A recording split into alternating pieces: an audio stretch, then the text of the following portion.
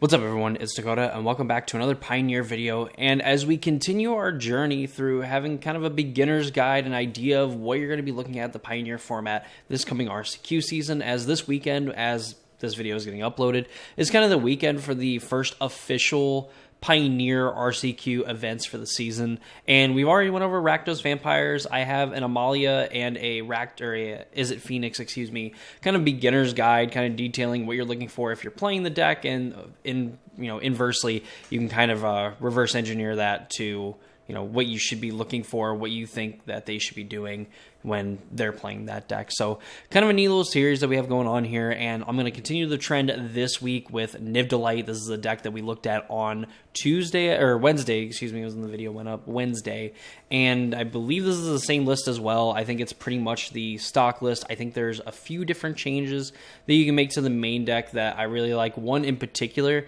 that this deck used to play and they moved away from, and I really don't understand why. I mean, I'm in love with absolutely playing like Elesh Norn, Mother of Machines in this list. But, what we do for these kind of videos, we kind of go over the main deck, we go over what's going on, we kind of go in-depth explanation as to what the deck is trying to do and why it plays the cards that it's playing, to kind of better help you understand if you're playing the deck exactly what you kind of want to be looking for in certain situations as you kind of play test the deck, you play the matches yourself, and figure out what maybe you personally like as a player, maybe what you think is correct. But this is kind of like some general guidelines that you get to play the deck and kind of get started and get a little ahead of the curve, when it comes to actually learning the deck. But of course, before we get into the Niv-to-Light deck, we go through the ins and outs and everything like that. Of course, if you're already a subscriber to the channel and you want to see more videos by me, I do a lot of modern, Pioneer, and longer form content. So if that's something that interests you, please consider subscribing and ring the notification bell. It's a free, easy way, really quick, to support me and my content.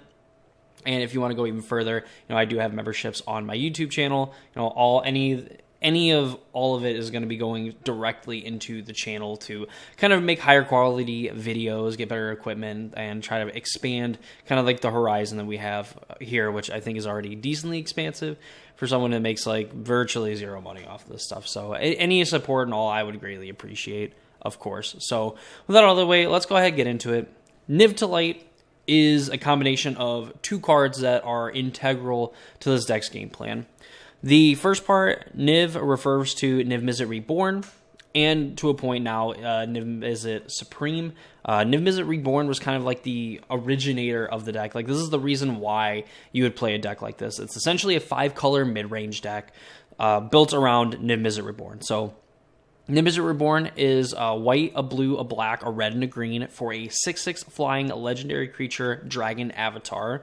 And of course, in this sweet, Ravnica remastered border, which looks absolutely beautiful. Love old border cards. So, as flying, and when it enters the battlefield, you reveal the top 10 cards of your library. For each color pair, which is referring to the 2-color combinations, so you have like Azorius, you have Dimir, Rakdos, Gruul, things like that. For each of those color pairs, for exactly one of those color pairs, you can choose that card, put it to your hand, and then you put the rest of the cards at the bottom of your library in a random order. So, for example, if you play Niv-Mizzet Reborn, you could go get a Wandering Mind because it's in Izzet colors. You can get a Klothys because it's in Gruul colors. You can go get a Lightning Helix because it's in Boros colors, Vanishing Verse if it's in Orzhov colors, so on. I don't think that there's really any cards that double up. If you revealed like a Deafening Clarion and a Lightning Helix, you would only get to choose one of them. You couldn't choose both of them because Niv-Mizzet specifies that you pick one 2-color combination card, as you kind of reveal these cards. So in the unfortunate event that you kind of reveal, multiple cards, which I believe in this case the only one is really, Lightning Helix and a Deafening Clarion, you can essentially draw those cards, and it's a little bit better because obviously Shieldred is a popular card in the format, so drawing doesn't technically apply to what Niv-Mizzet is doing. You're putting the cards into your hand, so you're not going to trigger your opponent's Shieldreds, which is kind of a good thing. In the off chance that someone's playing like Narset, which I don't know if it's really showing up. I know people would play like blue-black, like Control was kind of like the thing, but for example, like those cards are not going to stop you from drawing the cards or punish you for having the cards because they just go directly in your hand rather than drawing them. The other part of this deck is the card Bring to Light, which was originally printed in Battle for Zendikar, and it's 3 generic, a green, and a blue for a sorcery that says you can search your library for a creature, instant, or sorcery card with mana value less than or equal to the number of colors of mana spent to cast a spell. Exile that card and then shuffle. You may cast that card without paying its mana cost. So Bring to Light basically says that for each color of mana, so at minimum you're going to have to spend green and blue, so you can get something that costs 2 or less, a creature, instant, or sorcery, exile it and cast it. If you end up spending white, black, red, in the 3 generic slot of this card, you can get up to something that is converted mana cost at 5 or less, get it from your deck, and play it. Obviously combos very well with Niv-Mizzet Reborn and Niv-Mizzet Supreme because they are 5-cost creatures that you're going to be able to get and play for free.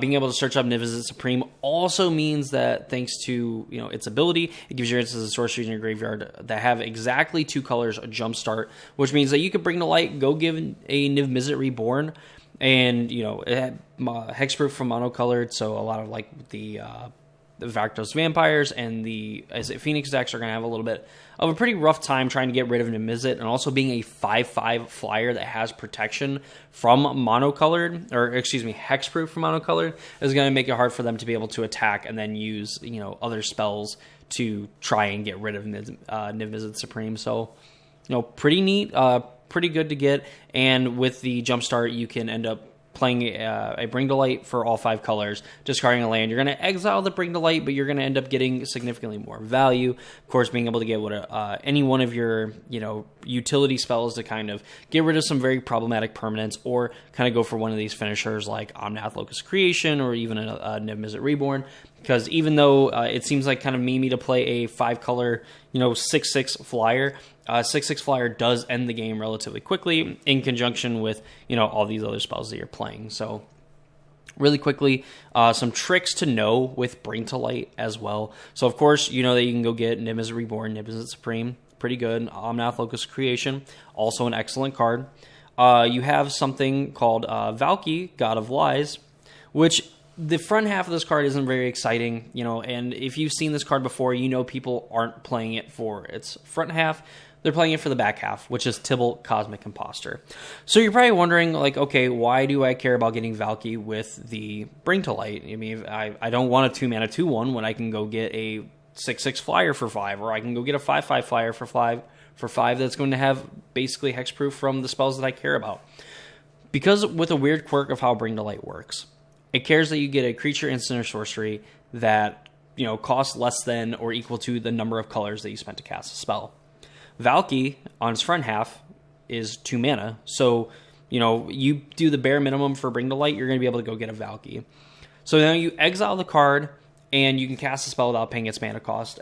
Bring to Light doesn't care what half of the card that you cast, or what the front half or the back half. It just cares that the card met the restrictions of costing less than how much mana that you spent to actually cast a spell. It doesn't actually check when you go to cast a spell what the converted mana cost is. So thanks to Valki having this kind of like Planeswalker back half to it, you can actually cast Tibalt, Cosmic Impostor off of a Bring to Light.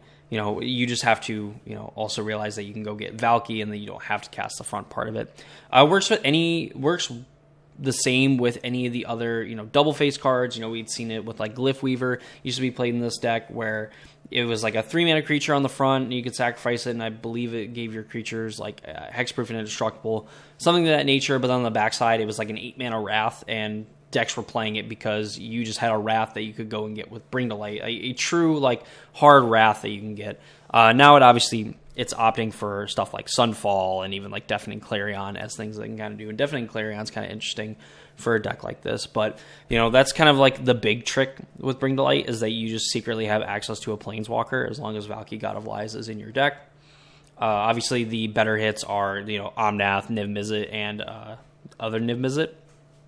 Some other ones, Unmoored Ego, we can kind of get this card off of Bring to Light relatively easily, and this is going to be kind of like for your combo matchups. You're going to be looking to kind of get rid of, Lotus Fields from the Lotus Field deck, any route that you really want to go. If they don't have like a Lotus Field and they're kind of like spinning their tires and everything like that, you take the card out of their deck, you're going to end up winning the game super quickly again with like a 6/6 flyer, 5/5 flyer, Omnath generating, tons of value and things like that. On top of, the fact as well that you can kind of jumpstart this Unmoored Ego and, end up getting like a Niv-Mizzet Supreme. So, I mean, like, in a way, you could go and use your first Bring to Light to get Niv-Mizzet Supreme, for example, put it into play, pass a turn, whatever. The next turn, you Bring to Light, you can go get Unmoored Ego your opponent's like Lotus Fields, Unmoored Ego their Sorens, their Vein Rippers, what have you. And then you're going to be able to jumpstart the Unmoored Ego and end up getting more cards out of their deck that are going to be problematic for you. Essentially, anything that they could play to kind of stop your offense is going to be something that you want to name with Unmoored Ego. Definitely better in some matchups than most. Same thing with like Deafening Clarion, albeit it has a little bit of like a utility to it.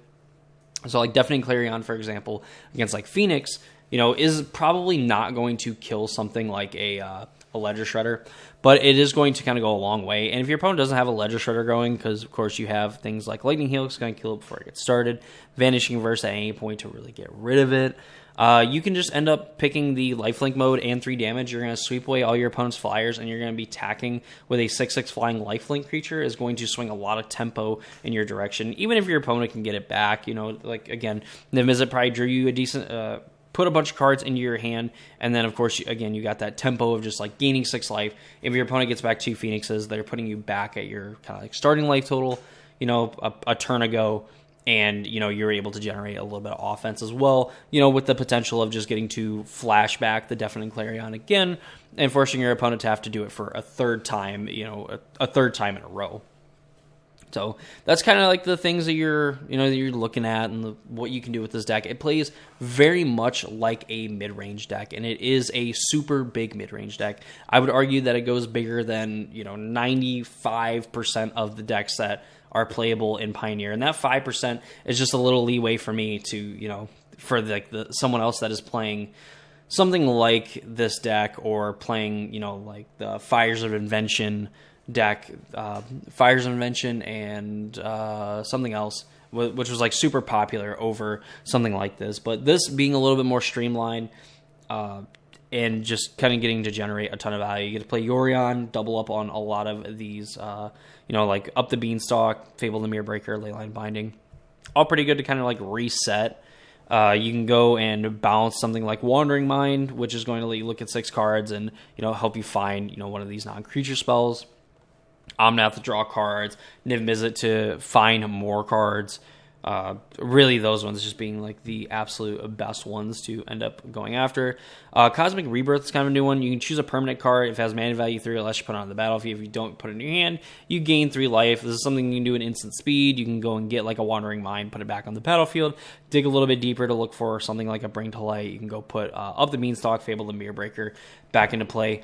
All pretty good options. If not, then it's just basically, like a regrowth on, something like a Niv-Mizzet, Reborn or Supreme, Locus of Creation, things like that. Even like getting a Leyline Binding back after your opponent's like blowing it up and giving you some tempo, you're going to be able to trigger your Up the Beanstalks, draw some more cards, and, get rid of that permanent that you need to get rid of. That's kind of where the deck kind of excels. So as we see, a lot of this stuff is very helpful, and the reason why it's so good in the Vampires matchups is because, like, while their turn 3 is going to be putting like a 6/5 into play, and that's going to be pretty tough, the fact that you have 1 Sunfall, then you have 4 Bring to Light, then you have these Up the Beanstalks, you have Fable the Mirror Breaker, you're going to be drawing and generating so much card advantage that you're going to be able to eventually find a Bring to Light or a Niv-Mizzet Reborn that will dig towards finding a Bring to Light. I don't think it's nothing for this deck to look at, half of a 40 card deck, through the course of a game, if it gets to play the game that it wants to. I mean, I wouldn't be surprised if you were over halfway through your library in a lot of those matchups, just from how resilient that this deck can be and how well it kind of, blunts some of the offense in the, early game and tries to establish that control like in the mid game, and then has the ability to just absolutely close the door once the game is kind of locked up. A new card that is in this deck is Analyze the Pollen. So as an additional cost to cast it, you collect Evidence 8. It costs 1 green mana. It's a sorcery. You search for a basic land, and if you collect Evidence, instead you search your library for a creature or land card, and you put that card in your hand, and then shuffle. This, of course, more than likely is just going to be like another way that you can search for, one of your creatures. especially like Omnath, Niv-Mizzet Reborn, or Niv-Mizzet Supreme. You could go and get like one of your lands, but there really isn't like any utility lands. You're not getting to play like Boseiju, Otawara, or anything like that, you know, where a lot of the other decks get to. I mean, you could go and get something like a Triome, like a Azuyi-Tor's Proving Ground, as far as Headquarters, Rafine's Tower, Ragran Triome, something like that, as like a way to, you know, cycle if you need to, you know, draw some cards and you find some specific answers. It's not necessarily the thing that you want to be doing with Analyze the Pollen. Maybe you do need to fix your mana in some way, but being able to find a basic in the early game to kind of like find the color that you're missing, maybe from your amounts of like Triomes and dual lands and check lands and things like that. But late game, it's going to find one of your Haymakers on top, of course, all the Bring the Lights in your deck, and the actual Haymakers themselves just kind of sitting in here. Going to the sideboard, you're looking to be a lot more disruptive and just kind of shore up some other matchups. While, yeah, being 80 cards, being able to have, you know, Bring to Light to essentially give you more copies of some of these powerful cards, and having a little bit of everything for everyone in the format, and of course, getting to kind of be the biggest pain to Rakdos Vampires, which is, again, easily one of the most popular decks in the format currently. You get to, again, kind of shore up some more iffy matchups. You know, you have something like Fatal Push, again, for maybe like Boros aggro. You're going to be able to Fatal Push and kill some of their creatures early before they're able to leave up protection spells. And if you get into like those players that maybe just like picked up the deck, where they just kind of go like all in, gung-ho on like one creature, they want to play it as early as they possibly can, so they're playing their 1 mana spells on turn 1, their 2 mana spells on turn 2, and then you're able to kind of like tag them with something like a Fatal Push or like a Lightning Helix or whatever. And then from there, it's just kind of like, oh, okay, well, now I have to kind of play off curve. So while on turn 3, they're playing a dude and leaving up a protection spell, you're able to kind of like get a little bit of ramp going, get a little bit of card draw going with like Up the Beanstalk, get Fable the Mirror Breaker going, have Sylvan Caryatid down, so you're able to play something like an Omnath on turn 3, you know, and it just becomes a nightmare for like a lot of the aggressive decks when, you know, you're able to on turn 1 Fatal Push a thing, turn 2 followed up playing a 0/3 creature, and then following it up with a creature that's going to essentially gain you 4 life every turn. With 4 Fabled Passage as well, it could potentially generate mana. I mean, like, one of your dream starts is getting to play on Omnath on turn 3.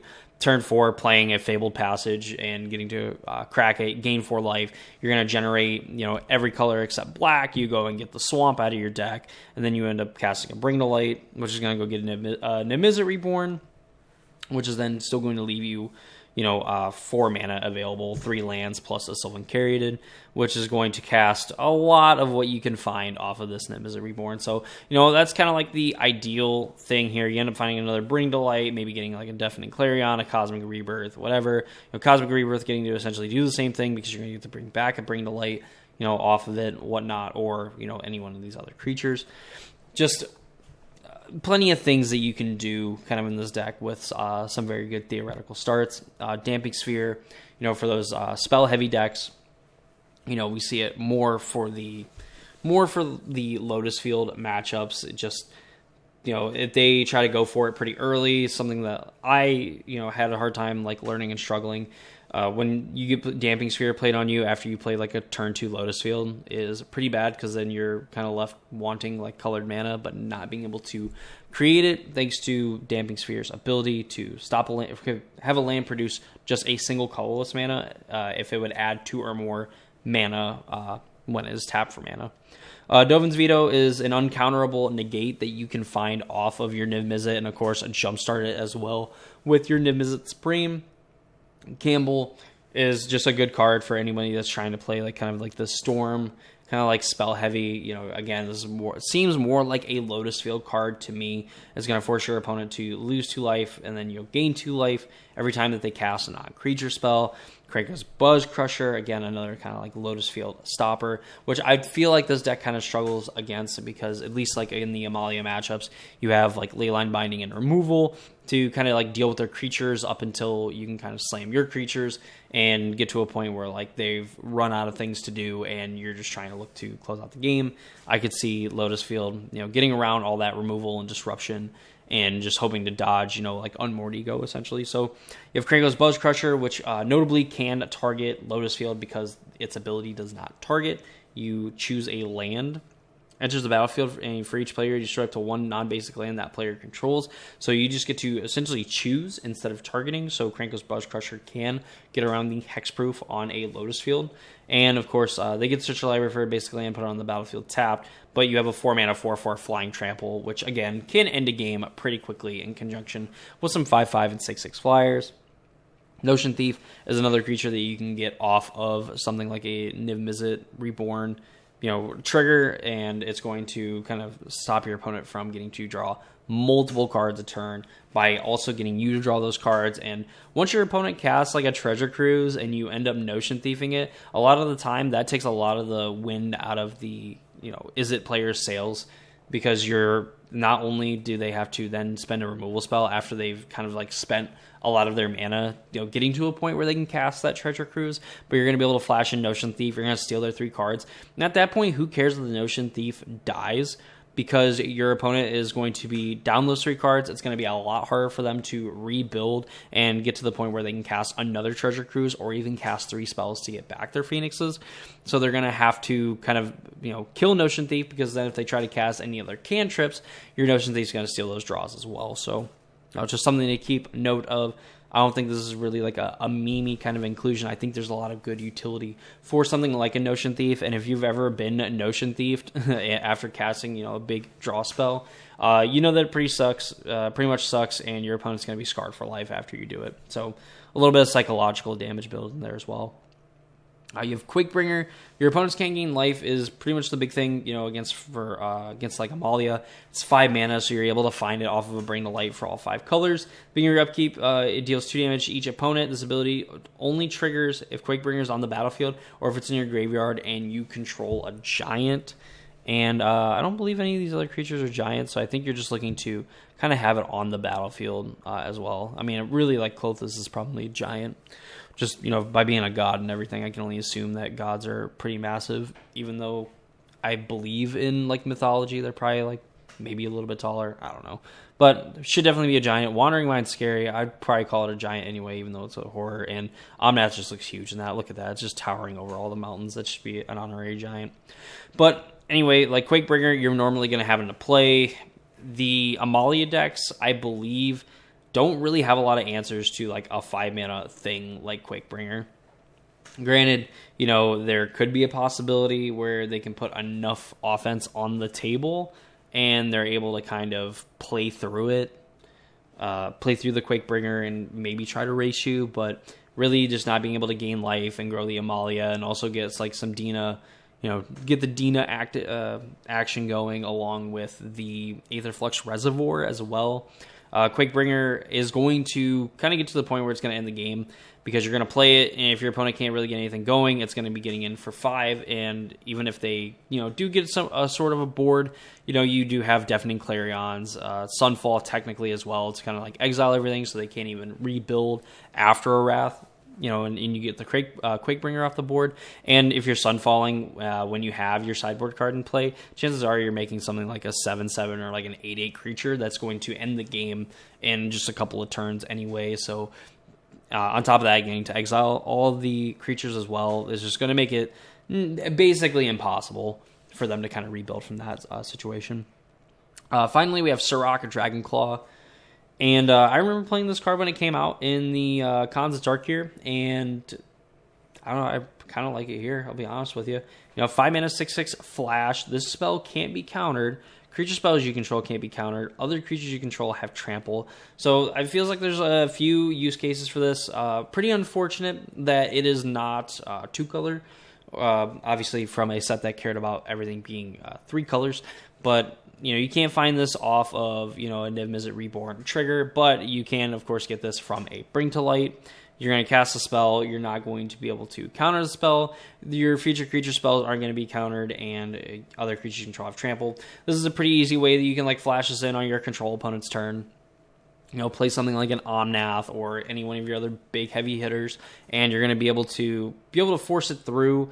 And if this ever sticks around the battlefield, your opponent's not going to be able to chump block the creatures as well, so they're just going to have to, put whatever they can in front of it and probably still take damage and not get rid of the creature. Surrak is just going to put a ton of pressure on your opponent, and of course just being able to flashed in, even if you don't have anything to like the wanting to give a creature like indestructible, just like a flash like 6/6 attacker on the end of your opponent's turn is pretty huge. All things considered, and again, having access to something like a Dovin's Veto, you're going to have your mana up to protect it as well, and kind of force your opponent to come up with answers. And even if they do, you can just obviously play this, and they're like, okay, kill it anyway, and then you're able to untap and like slam a Bring to Light, and of course get any one of these other spells, and just kind of like force your opponent to have an answer for another one of these things after you've also just drawn a bunch of cards. So, yeah, that is Niv to Light for the Pioneer format. Overall general thoughts, this deck I think is the best kind of anti-meta pick currently. It seems like Mono Black discard is getting a lot of traction as well, actually overtaking Amalia as like the third most played deck on MTG Goldfish. And I think that deck is kind of, banking off the fact that you're going to be playing against a lot of like Phoenix, and you have some of the tools to kind of like mess with and exile the graveyard, on top of again getting to pressure their hand where they want to have a critical mass of spells so that they can have kind of like their choice of what they're going to do. Where Mono Black discard is just forcing you to discard key cards, and you're just kind of hoping to get lucky. Same thing with like Rakdos Vampires. If you're able to kind of like Thoughtseize them early, you're able to disrupt them so where they can't get like a turn 3 Vein Ripper, and you're just kind of pressuring their hand, and you're leaving them with Preacher of the Schism, which I mean is still a really good card. But you're leaving them with Preacher, you're leaving them with like Zealots, you're leaving them with Blood Tithe Harvesters. The deck isn't nearly as threatening as when they have Vein Ripper, Shieldred, and other Preachers and stuff. And of course having something like a Sorin going as well to kind of buff those creatures. So why play Niv to Light over all those decks? I just think Niv to Light goes a little bit bigger and a little bit more, a lot more over the top of those decks. I also think that Niv to Light has kind of like this neat little like backup plan, or a way to get back in the game against something like Rakdos Vampires, for the fact that you have access to so many cards that are going to get rid of a Vein Ripper without actually having to target it and pay its cost. And of course, all of your creatures are going to be a lot bigger. You get a lot of tempo with Omnath Locus of Creation, where you're going to gain 4 life on your turn, almost seemingly every turn. And with like the value that you can generate, of course, getting to draw a bunch of cards like up the Beanstalk, and by casting your Leyline Bindings, your Bring to Light, going and getting like Sunfalls and things like that. Casting these other spells here as well, you're going to get a ton of value. And Niv to Light, these 5-color mid-range decks, we saw it a lot in Modern. There's obviously not nearly as many just broken permanents that end up like just randomly drawing cards and actually doing something decently relevant. But the sentiment to me is still kind of the same. You're playing this kind of Yorion, 80 card, 5-color mid-range deck, and you have some pretty good permanents in play that you don't mind doubling up their Enter the Battlefield abilities, and Yorion as well is kind of a nice little piece to try and end the game if you're kind of out of things to do. Yorion as a 4/5 flyer is just good enough to kind of end the game. Of course, you have like these random objects like potentially a Fable that's on 2, that you can just reset and go get a 2/2. The Up the Beanstalks, where you can go and just reset those as well and end up drawing some extra cards. Now, a 5-mana 4/5 that ends up drawing 2 cards and making a 2/2 is pretty damn good, in my opinion, and is kind of like the recipe for kind of winning those games where you're at like that kind of mid-range stall where it's like, okay, we're kind of like going card for card. Well, guess what? Yorion is going to put me so far ahead of you. You're going to need a pretty damn good card to get rid of the 5 plus the pressure I've just added to the board. So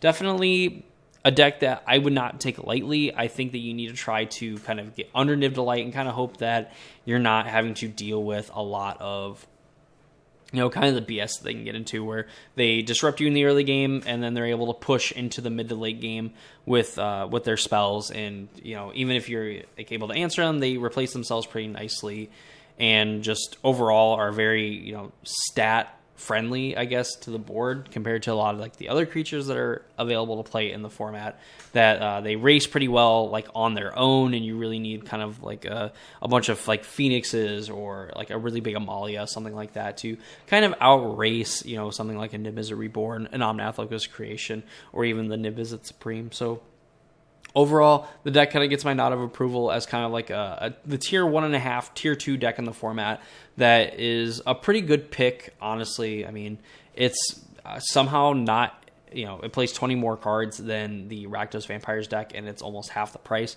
Absolutely insane. There's a lot of good staple cards, in like the Shocklands. There's a Mana Confluence in here. There's all the Triomes and the 3-color lands, Omnath Locust Creation, and all the other spells like Up to Beanstalk, Leyline Binding, Fable the Mirror Breaker, so on. These are just a lot of good cards. So I mean, even if you decide that you don't want to play Niv-Delight, or maybe it just gets less popular, whatever, you do have some pretty good cards to add to your collection that are going to kind of go into some other archetypes in the Pioneer format, and maybe even extend to Modern as well. So overall, I'd say a pretty good deck to kind of build into, a fun deck to play, and a deck that I kind of talked about before, kind of being theoretically good in the format, just kind of where the direction is going. And it's kind of nice to see it, shooting up kind of in usage and coming back into the metagame, because this is the kind of like mid-range decks I want to see. It can do everything, but it doesn't feel like super oppressive. It definitely sucks when it goes off, but it's a lot better than getting Vein Rippered on like turn 3 and then your opponent like killing you from almost full life. At least that's the argument that I would make. So that's going to do it for me in this video. Hope you all enjoyed. If you did, please leave a like on the video. Comment down below what Pioneer deck you would like to see next. Again, I always have a few of them kind of like on standby of like what I want to kind of go over and talk about. But if there's one in particular you want to see, please be sure to leave it in the comments down below. Of course, consider subscribing and ring the notification bell so you know when future videos get posted. Free, easy way to support my content. Become a member today if you so choose to. Again, it directly supports me in the channel and trying to kind of forward and make better quality videos.